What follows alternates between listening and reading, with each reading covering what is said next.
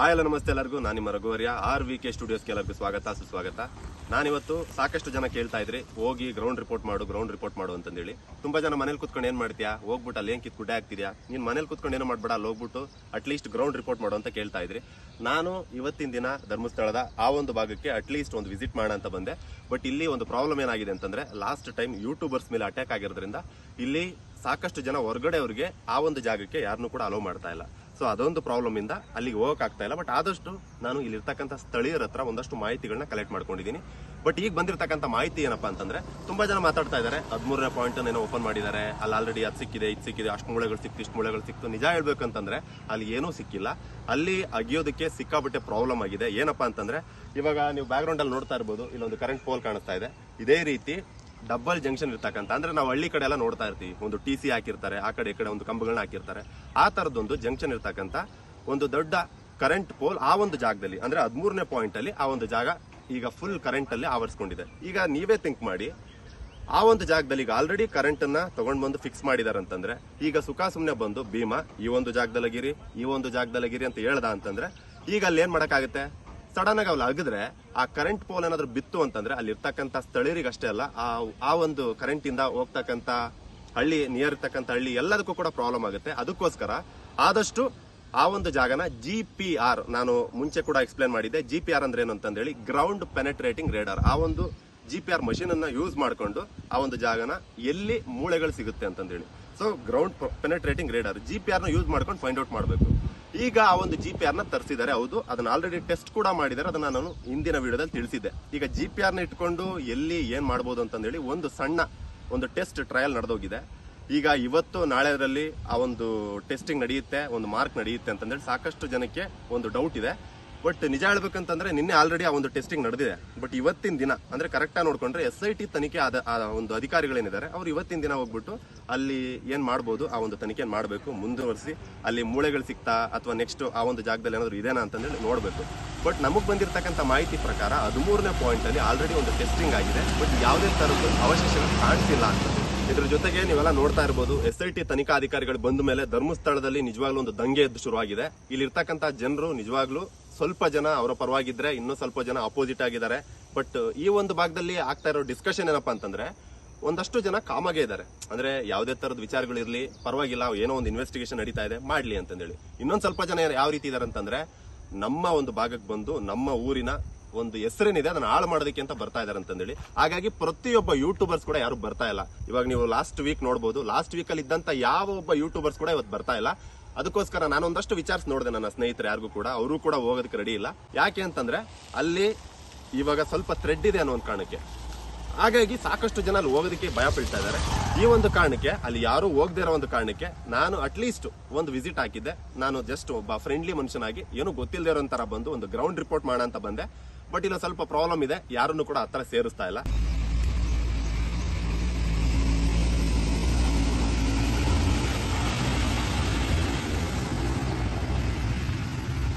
ಈಗ ಹಿಂದಿನ ವಿಡಿಯೋದಲ್ಲಿ ನಾನೊಂದು ಪಾಯಿಂಟ್ ಅನ್ನ ಮಿಸ್ ಮಾಡಿದ್ದೆ. ಅಂದ್ರೆ ಕಿರಿಕೀರ್ತಿ ಅವರು ಸೌಜನ್ಯ ಬಗ್ಗೆ ಮಾತಾಡಿದಂತ ವಿಡಿಯೋದಲ್ಲಿ ಏನಪ್ಪಾ ಅಂತಂದ್ರೆ, ಸಂತೋಷ್ ರಾವ್ ಆ ಒಂದು ಜಾಗದಲ್ಲಿ ಕರ್ಕೊಂಡೋಗಿ ಸೌಜನ್ಯ ಒಂದು ಹತ್ಯೆ ಮಾಡದಂತ ಟೈಮಲ್ಲಿ ಏನೋ ಬಾಯಿನ ಮುಚ್ಚಿಬಿಟ್ಟು ಸೌಂಡ್ ಬರದೇ ಇರೋ ರೀತಿ ಏನೋ ಒಂದು ಆ ರೀತಿ ಒಂದು ಹತ್ಯೆ ಮಾಡೋದಕ್ಕೆ ಪ್ರಯತ್ನ ಪಟ್ಟ ಅಂತಂದೇಳಿ. ಬಟ್ ಕರೆಕ್ಟ್ ಆಗಿ ನೋಡ್ಬೇಕಂತಂದ್ರೆ, ಆ ಒಂದು ರಿಪೋರ್ಟ್ ಏನ್ ಬಂದಿತ್ತು, ಈಗ ಫಾರೆನ್ಸಿಕ್ ರಿಪೋರ್ಟ್ ಆಗಿರ್ಬೋದು, ಒಂದು ಲ್ಯಾಬ್ ರಿಪೋರ್ಟ್, ಯಾವುದೇ ತರದೊಂದು ರಿಪೋರ್ಟ್ಗಳಲ್ಲೆಲ್ಲೂ ಕೂಡ ಅವಳು ಸೌಜನ್ಯನ ಒಂದು ಬಾಯನ್ನ ಸಂತೋಷ್ ರಾವ್ ಟೈಟ್ ಆಗಿ ಹೋಲ್ಡ್ ಮಾಡಿದಾನೆ ಅನ್ನೋ ಒಂದು ಮಾರ್ಕ್ಗಳು ಎಲ್ಲೆಲ್ಲೂ ಕೂಡ ಕಾಣಿಸ್ತಾ ಇರ್ಲಿಲ್ಲ. ಅಂದ್ರೆ ಇದರ ಅರ್ಥ, ನಾನು ಯಾವ ಒಂದು ಪಾಯಿಂಟ್ ಬಗ್ಗೆ ಹೇಳಕ್ ಇಷ್ಟಪಡ್ತಾ ಇದೀನಿ ಅಂದ್ರೆ, ಅವಳಿಗೆ ಯಾವ್ದೋ ಒಂದು ಮತ್ ಬರ್ತಕ್ಕಂತ ಒಂದು ಇಂಜೆಕ್ಷನ್ ಮಾಡಿರ್ಬೋದು ಅಂತ ನನ್ನ ಒಂದು ಸಣ್ಣ ಒಂದು ಡೌಟ್. ಯಾಕೆ ಅಂತಂದ್ರೆ, ಈಗ ಕಿಡ್ನಿ ಮತ್ತೆ ಲಿವರ್ ಮತ್ತೆ ಅವಳ ಯೂರಿನ್ ಸ್ಯಾಂಪಲ್ಸ್ ಇದರ ಒಂದು ಟೆಸ್ಟಿಂಗ್ ಆಗಿಲ್ಲ. ಈಗ ಅಲ್ಲಿ ಬಂದಿರತಕ್ಕಂಥ ರಿಪೋರ್ಟ್ ಅಲ್ಲಿ ಎಲ್ಲೂ ಕೂಡ ಕಿಡ್ನಿ, ಲಿವರ್ ಮತ್ತೆ ಯೂರಿನ್ ಸ್ಯಾಂಪಲ್ಸ್ ಯಾವುದೋ ಒಂದು ರಿಪೋರ್ಟ್ ಸಿಕ್ಕಿಲ್ಲ. ಅವರು ಮೆನ್ಷನ್ ಕೂಡ ಮಾಡಿಲ್ಲ.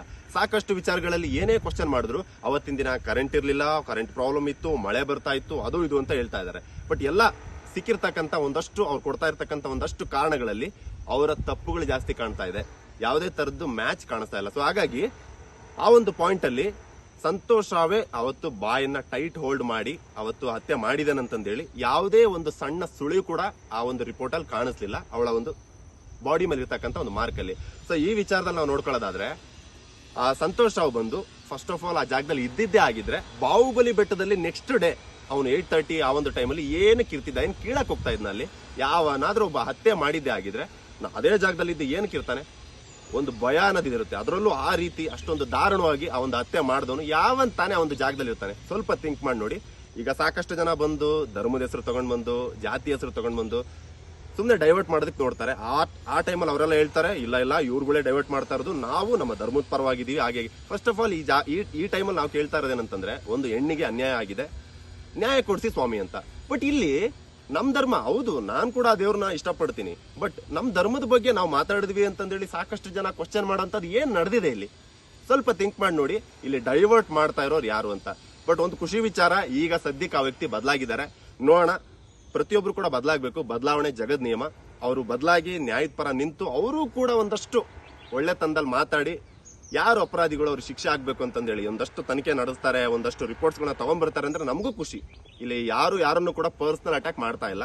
ಇದೇ ಕಿರಿಕೀರ್ತಿ ಅವರು ನನ್ನ ಒಂದಷ್ಟು ವಿಡಿಯೋಗಳು, ಈಗ ನಾನು ಇನ್ಸ್ಟಾಗ್ರಾಮ್ ಅಲ್ಲಿ ಮಾಡಿದಂತ ವಿಡಿಯೋ ಏನಿತ್ತು ಅದನ್ನ ಡಿಲೀಟ್ ಮಾಡಿದ್ರು. ಆಮೇಲೆ ನನಗೆ ಇವತ್ತು ನಾನು ಸ್ವಲ್ಪ ಥಿಂಕ್ ಮಾಡಿ ನೋಡಿದೆ, ನಾನು ಪರ್ಸನಲ್ ಆಗಿ ಅವ್ರ ಬಗ್ಗೆ ಮಾತಾಡಿದ್ದು ತಪ್ಪಾಯ್ತು ಅಂತಂದೇಳಿ. ಬಟ್ ತಪ್ಪೇ, ಅದನ್ನ ಯಾರು ಕೂಡ ಹೇಳ್ಬೋದು. ಇಲ್ಲಿ ಪ್ರತಿಯೊಬ್ಬರ ತಪ್ಪನ್ನ ಹೇಳುವಂತ ಒಂದು ಹಕ್ಕು ಪ್ರತಿಯೊಬ್ಬರಿಗೂ ಇದೆ. ಅವರು ಇನ್ನೊಬ್ರು ತಪ್ಪನ್ನು ಹೇಳ್ತಾ ಇದಾರಂದ್ರೆ ನಾವು ಅವರ ತಪ್ಪನ್ನು ಹೇಳಿದ್ವಿ ಅಷ್ಟೇ. ಬಟ್ ಅದು ಅವ್ರಿಗೆ ತಪ್ಪಾಗಿ ಕಾಣಿಸಿದೆ. ಹಾಗಾಗಿ ಮನಸ್ಸಿಗೆ ಅವ್ರಿಗೆ ಬೇಜಾರಾಗಿ ನನ್ನ ಒಂದು ಇನ್ಸ್ಟಾಗ್ರಾಮ್ ವಿಡಿಯೋ, ಫೇಸ್ಬುಕ್ ವಿಡಿಯೋ ಇವೆರಡನ್ನು ಅವರು ಡಿಲೀಟ್ ಮಾಡಿಸಿದ್ದಾರೆ. ಬಟ್ ಇಟ್ಸ್ ಓಕೆ, ನನಗೆ ಬೇಜಾರಿಲ್ಲ. ನಾನು ಅವ್ರ ಹತ್ರ ಕೇಳ್ಕೊಳ್ಳೋದು ಒಂದೇ, ಯಾರು ಏನೇ ಮಾಡ್ಕೊಳ್ಳಿ, ಅಟ್ಲೀಸ್ಟ್ ನ್ಯಾಯ ಕೊಡಿಸಿ ಸೌಜನ್ಯಗೆ ಮತ್ತೆ ಆ ಒಂದು ಕುಟುಂಬಕ್ಕೆ. ಅದಕ್ಕಿಂತ ಮುಂಚೆ ಇದ್ದಂತ ವೇದವಲ್ಲಿ, ಪದ್ಮಲತಾ, ಆನೆಮಾವತ ಈ ಕೇಸ್ಗಳಿಗೆ ನ್ಯಾಯ ಕೊಡಿಸಿ ಅಂತ ಕೇಳ್ಕೊತೀನಿ ಅಷ್ಟೇ.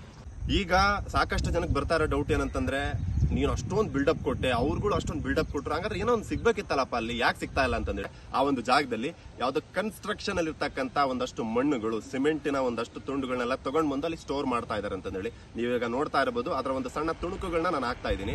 ಸೊ ಅವೆಲ್ಲ ಬಂದು ಅಲ್ಲಿ ಸ್ಟೋರ್ ಆಗಿರೋದ್ರಿಂದ ಹತ್ತತ್ರ ಒಂದು 8 ರಿಂದ 10 ಅಡಿ ಆ ಒಂದು ಜಾಗ ಈಗ ಕಂಪ್ಯಾರಿಟಿವ್ಲಿ 14 ವರ್ಷ ಕಂಪೇರ್ ಮಾಡಿದ್ರೆ ಈಗ ಒಂದು 10 ಅಡಿ ಮೇಲೆ ಬಂದಿದೆ. ಈಗ ನೀವು ಕರೆಕ್ಟಾಗಿ ಥಿಂಕ್ ಮಾಡಿ, ಈಗ SIT ತನಿಖೆಯಲ್ಲಿ ಒಂದು ಗುಂಡಿನ ತೆಗಿಸ್ತಾ ಇರೋದು 8 ರಿಂದ 10 ಅಡಿ. ಆದ್ರೆ ಈಗ ಅಲ್ಲಿರ್ತಕ್ಕಂತ ಒಂದು ಹಳೆ ಜಾಗ, ಈಗಿರ್ತಕ್ಕಂತ ಹೊಸ ಜಾಗ ಹತ್ತತ್ರ 10 ಅಡಿ ಮೇಲ್ ಬಂದಿದೆ. ಕಂಪೇರ್ ಮಾಡಿ ನೋಡಿ ಹಾಗಾದ್ರೆ ಮೂಳೆ ಎಲ್ಲಿದೆ ಅಂತೇಳಿ. ನೀವು ಕರೆಕ್ಟ್ ಆಗಿ ಗೆಸ್ ಮಾಡಿದ್ರೆ ಮೂಳೆ ಎಲ್ಲಾ ಪಾಯಿಂಟ್ ಗಳಲ್ಲೂ ಇದೆ. ಆದ್ರೆ ಅಗದಿರೋತಕ್ಕಂತ ಆಳ ಒಂದು ಇನ್ನೂ ಸ್ವಲ್ಪ ಜಾಸ್ತಿ ಆಗ್ಬೇಕಿತ್ತು. ಹಾಗಾಗಿ ಫ್ಲಡ್ ಬಂದಿರೋದಾಗಿರ್ಬೋದು, ಇವಾಗೆಲ್ಲ ನೇತ್ರಾವತಿ ದಡದಲ್ಲೇ ಇರೋದ್ರಿಂದ ಫ್ಲಡ್ ಬಂದು ಸಾಕಷ್ಟು ಜನ ಆ ಒಂದು ಜಾಗದಲ್ಲಿ ಮಣ್ಣು ಕೊಚ್ಕೊಂಡು ಹೋಗಿದೆ ಅಂತ ಹೇಳ್ತಾ ಇದಾರೆ. ತೆಗ್ಗಿದ್ದು ದಿಬ್ಬ ಆಗಿದೆ, ದಿಬ್ಬಿದ್ದು ತೆಗ್ಗಾಗೋಗಿದೆ. ಎಷ್ಟೋ ಜಾಗದಲ್ಲಿ ಕಾಡೇ ಇಲ್ಲ, ಇನ್ನೆಷ್ಟೋ ಜಾಗದಲ್ಲಿ ಇದ್ದಿದ್ ಕಾಡು, ಆಮೇಲೆ ಹುಲ್ತರ ಇದ್ದಿದ್ದು ಇವತ್ತಿನ ದಿನ ಕಾಡಾಗಿ ಬದಲಾಗಿದೆ. 14 ವರ್ಷದಲ್ಲಿ ಏನಾದ್ರೂ ಬದಲಾಗ್ಬೋದು. ಸೊ ಹಾಗಾಗಿ ಈಗ ಇನ್ನೊಂದು ಪಾಯಿಂಟ್ ಬಂತು, ಭೀಮಾ ಅಲ್ಲಿ ಹುಲ್ಲಿದೆ, ನನಗೆ ಫೈಂಡ್ ಔಟ್ ಮಾಡಕ್ ಆಗ್ತಾ ಇಲ್ಲ ಅಂತಂದು ಹೇಳಿದಕ್ಕೆ ಅವನಿಗೆ ಸ್ವಚ್ಛವಾಗಿ ಇರ್ತಕ್ಕಂಥ ಹುಲ್ಲನ್ನು ಕೂಡ ಕಟ್ ಮಾಡಿ ಕೊಟ್ಟಿದ್ದಾರೆ. ಇವತ್ತಿನ ದಿನ ಬಂದು ಭೀಮಾ ಏನ್ ಮಾಡ್ತಾನೆ, ನಿಜವಾಗ್ಲೂ ಇರ್ತಕ್ಕಂಥ ಪಾಯಿಂಟ್ ಅವ್ನಿಗೆ ನೆನಪಾಗುತ್ತಾ? ಅಪ್ಪಿ ತಪ್ಪಿ ಅವ್ನಿಗೆ ನೆನಪಾಗಿಲ್ಲ ಅಂತಂದ್ರೆ ಪ್ರಾಬ್ಲಮ್ ಇಲ್ಲ ಕಣ್ರಿ. GPR ಇದೆ, ತಲೆ ಕೆಡ್ಸ್ಕೊಳಂಗಿಲ್ಲ, ಆರಾಮಾಗಿ GPR ಬರುತ್ತೆ, ಪಾಯಿಂಟ್ ಮಾಡುತ್ತೆ. ಕರೆಕ್ಟ್ ಆಗಿರೋ ಒಂದು ಮೂಳೆಗಳು ಸಿಕ್ತು ಅಂತಂದ್ರೆ ಯಾರ್ಯಾರಿಗೆ ಹೊಡಿಬೇಕು ಅದು ಹೊಡೆದಂಗಾಗುತ್ತೆ. ಸೊ ಈ ಒಂದು ತನಿಖೆಯಲ್ಲಿ ಅಪ್ಪಿತಪ್ಪಿ ಮೂಳೆಗಳನ್ನು ಸಿಕ್ತು ಅಂತಂದ್ರೆ ನ್ಯಾಯ ಸಿಗುತ್ತಾ ಅಂತಂದೇಳಿ ಸಾಕಷ್ಟು ಜನ ಕಮೆಂಟ್ ಹಾಕ್ತೀರಾ. ನಿಜ ಹೇಳ್ಬೇಕಂತಂದ್ರೆ ಈ ಒಂದು ತನಿಖೆಯಲ್ಲಿ ಮೂಳೆಗಳು ಸಿಕ್ಕಿದ್ರೂ ಕೂಡ ನ್ಯಾಯ ಸಿಕ್ಕಲ್ಲ. ಯಾಕೆ ಅಂದ್ರೆ ಅಪರಾಧಿಗಳು ತುಂಬಾನೇ ಬಲಶಾಲಿ ಆಗಿದ್ದಾರೆ. ಅದು ನಿಮ್ಗೂ ಗೊತ್ತು, ನಮಗೂ ಗೊತ್ತು. ಸೊ ನೋಡೋಣ ಈ ಒಂದು ವಿಚಾರದಲ್ಲಿ ನೆಕ್ಸ್ಟ್ ಲೆವೆಲ್ ಎಲ್ಲಿಗೆ ಹೋಗುತ್ತೆ ಅಂತಂದೇಳಿ. ಸೊ ಇವತ್ತಿನವರೆಗೂ ಸಿಕ್ಕಂತ ಮಾಹಿತಿ ಇದಿಷ್ಟು. ಇದಾದ್ಮೇಲೆ ಪದ್ಮಲತಾ ಕೇಸ್ ಅದು ಕೂಡ ರೀಓಪನ್ ಆಗಿದೆ ಅಂತ ನಾನು ಆಲ್ರೆಡಿ ಹಿಂದಿನ ವಿಡಿಯೋದಲ್ಲಿ ಹೇಳಿದ್ದೆ. ಅವರು ಕೂಡ ಅಂದ್ರೆ 1986ರಲ್ಲಿ ಪದ್ಮಲತಾ ಕೇಸ್ ಏನ್ ನಡೆದಿತ್ತು ಆ ಒಂದು ಕೇಸ್ ಕೂಡ ರೀಓಪನ್ ಆಗಿದೆ. ಈಗ ಸಾಕಷ್ಟು ಜನ ಕೇಳ್ತಾ ಇರೋದು ಸೌಜನ್ಯ ಕೇಸ್ ಕೂಡ ಮತ್ತೆ ರೀಇನ್ವೆಸ್ಟಿಗೇಟ್ ಆಗ್ಬೇಕಂತಂದೇಳಿ. ನೋಡೋಣ ಈ ಒಂದಷ್ಟು ವಿಚಾರಗಳು ಏನಾದ್ರು ಹೊಸದಾಗಿ ಮತ್ತೆ ತನಿಖೆಗಳನ್ನ ಪಡ್ಕೊಂಡು ಮತ್ತೆ ಇನ್ವೆಸ್ಟಿಗೇಷನ್ಗೆ ಅಂತ ಹೋಗುತ್ತಾ ಅಂತಂದೇಳಿ. ಅಲ್ಲಿವರೆಗೂ ಕಾದು ಎಲ್ಲರೂ ಕೂಡ ನನ್ನ ಚಾನಲ್ನ ಸಬ್ಸ್ಕ್ರೈಬ್ ಮಾಡ್ಕೊಂಡು ಕಾದು ನೋಡ್ತಾ ಇರಿ. ಮತ್ತೆ ಹೊಸ ವಿಚಾರಗಳೊಂದಿಗೆ ನಾನು ನಿಮ್ಮ ಮುಂದೆ ಬರ್ತೀನಿ. ನಾನು ನಿಮ್ಮ ರಘುವರ್ಯ. Love you all.